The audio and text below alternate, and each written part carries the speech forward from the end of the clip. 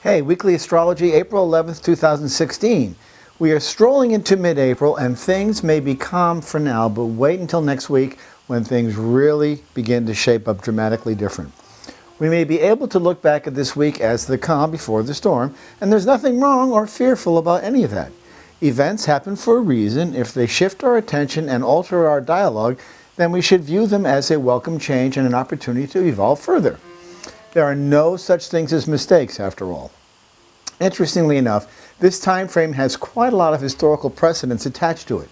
Many world-recognized events happened during this week on towards the end of April that bear noting. This collection of consecutive days are either the birthdays of significant people or events that shaped history in some dramatic fashion.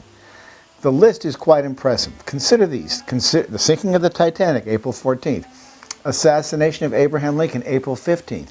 Oklahoma City bombing, April 19th. Waco, Texas, April 19th. And the list goes on.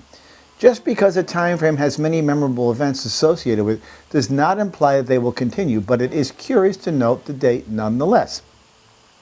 As we move towards the end of the month next week, we will see Mars and Pluto both go retrograde and the Sun enter into Taurus, and a full moon on top of it all. Oftentimes we see events occur during an applying period of an alignment.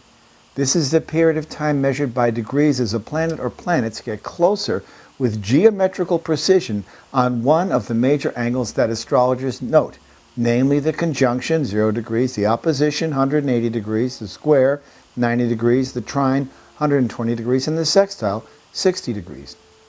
These points are significant because they involve points of connection and alignment that trigger events when planets occupy space in corresponding signs. As we march through this year and we see the events of the political stage steal the spotlight, it is no small coincidence that the cosmos is groaning under the alignments mentioned.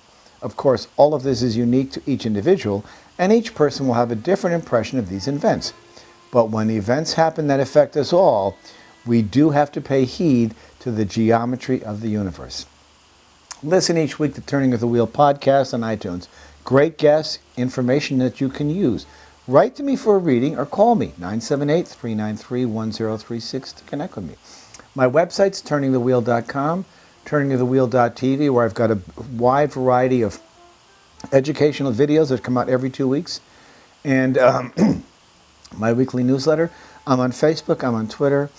But the most important thing is to reach out and get an astrology reading. You'll be amazed at what information is there for your planning of your future, where you are and where you're going.